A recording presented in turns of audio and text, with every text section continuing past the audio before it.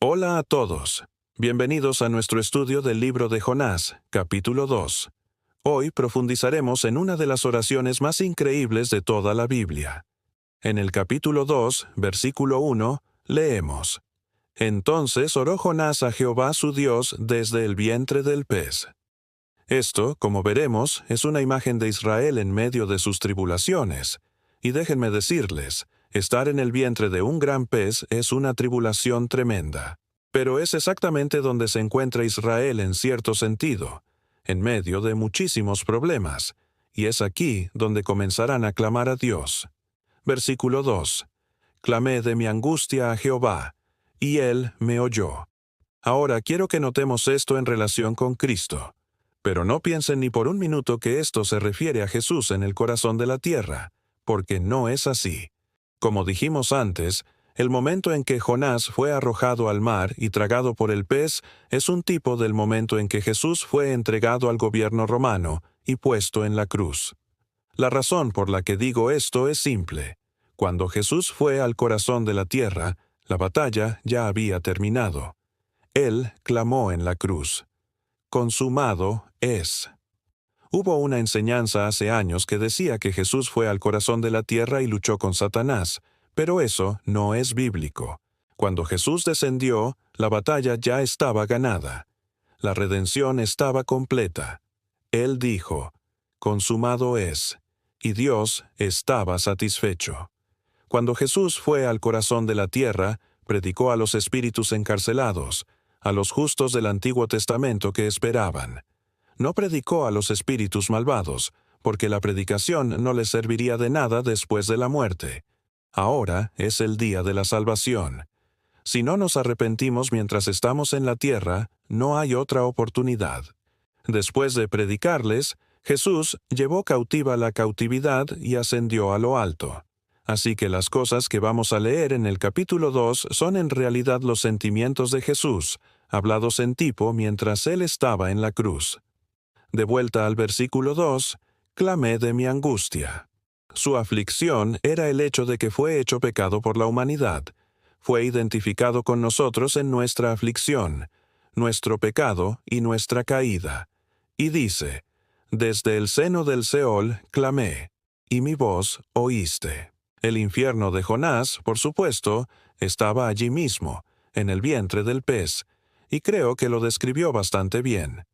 Pero con respecto a Cristo, esta fue una profundidad espiritual muy baja. No podemos imaginar lo que eso significa porque nunca hemos sido separados de Dios. Pero lo que leeremos sobre Cristo es de cuando Dios tuvo que darle la espalda. Por eso Jesús diría, del seno del Seol, espiritualmente, ahí es donde estaba en la cruz, no después. Versículo 3. Me echaste a lo profundo, en medio de los mares, y me rodeó la corriente. Todas tus ondas y tus olas pasaron sobre mí. Noten que atribuye estas olas y corrientes a Dios. Esto nos habla de Jesús en la cruz, experimentando las olas del juicio de Dios por el pecado. Fue arrojado en medio del pecado, aquello que él odiaba, y las corrientes del juicio de Dios se derramaron completamente sobre él. Versículo 4.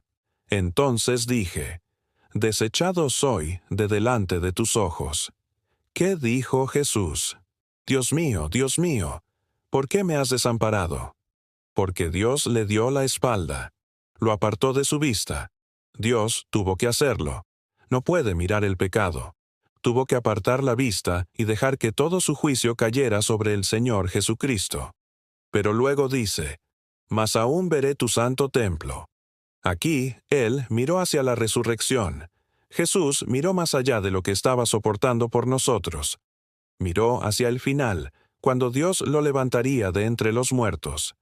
Hizo esto por fe, no por sentimiento, sabiendo que Dios lo resucitaría. Versículo 5. Las aguas me rodearon hasta el alma, rodeóme el abismo. El alga se enredó a mi cabeza. Esta es la terrible angustia que Jesús sintió. Imagínenlo. Las aguas me rodearon hasta el alma, es decir, hasta lo más íntimo de su ser. Cristo sintió los dolores de la angustia por completo. Podemos entender el dolor físico, como un clavo en la mano. Pero lo que no podemos entender es el dolor emocional por el que pasó Jesús al ser hecho pecado por nosotros. No podemos comprender eso porque nunca hemos sido santos. ¿De qué hablaba Jonás? Quizás de la culpa y la carga que sentía. Pero sé de lo que habla con respecto a Jesús. Él sintió el pecado hasta lo más profundo de su ser. Sabemos lo que es pecar, pero no lo que significa que los pecados del mundo entero recaigan sobre nosotros. Piensen en el peso de su propio pecado cuando el Espíritu Santo los convenció.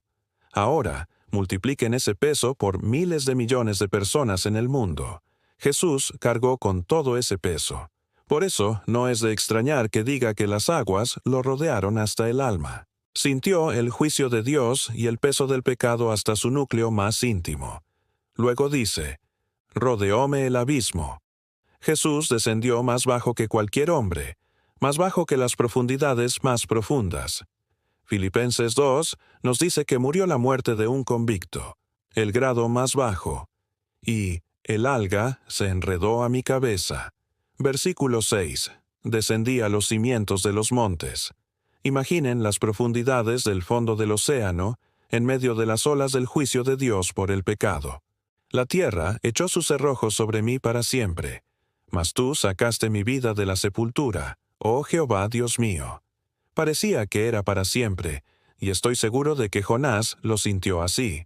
Pero dijo, «Mas tú sacaste mi vida de la sepultura». Dios no permitiría que su santo viera corrupción. Versículo 7. Cuando mi alma desfallecía en mí, me acordé de Jehová, y mi oración llegó hasta ti en tu santo templo. Me parece que en este momento Jesús encomendó su espíritu a su Padre. Sabía que había hecho todo. A ti encomiendo mi espíritu. Simplemente confió todo lo que tenía al Padre. Y luego, versículo 9. Mas yo con voz de alabanza te ofreceré sacrificios, pagaré lo que prometí. Él mira hacia su resurrección con voz de acción de gracias. Estaría lleno de gozo y alabanza porque Dios lo había levantado de la tumba. Pagaré lo que prometí. Y eso era su obediencia a Dios, y lo había cumplido fielmente. Y después de todo esto, después de saber que todo estaba hecho, dijo, «La salvación es de Jehová». Jesús pudo decir esto después de la resurrección. La salvación es del Señor porque la pena por el pecado ya había sido pagada. La pizarra estaba limpia. La salvación es de Dios. ¿Por qué? Porque Él hizo el sacrificio. Él pagó el precio, y no hay salvación en ningún otro nombre que no sea Jesús. Ahora, veamos la experiencia de Jonás en relación con la nación de Israel. Versículo 2. Clamé de mi angustia. Noten que reconocen que es su propia aflicción. Reconocen que es suya y que Dios los escucha. Israel se dará cuenta de que Dios los oirá en medio de toda la destrucción. Versículo 4. También reconocerán, desechado soy de delante de tus ojos. Dios los ha apartado por un tiempo, pero al mismo tiempo, aún veré tu santo templo.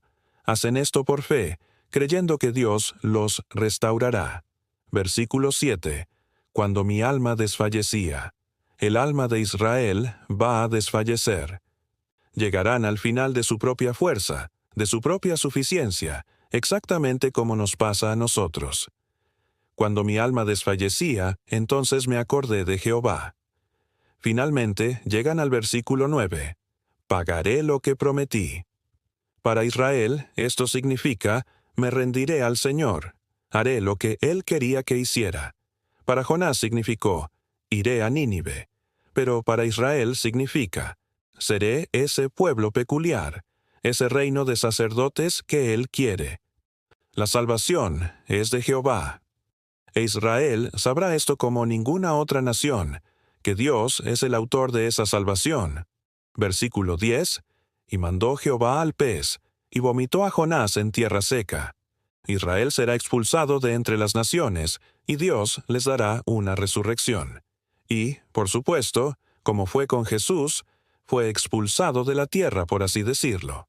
Dios lo levantó de la tumba a una vida nueva.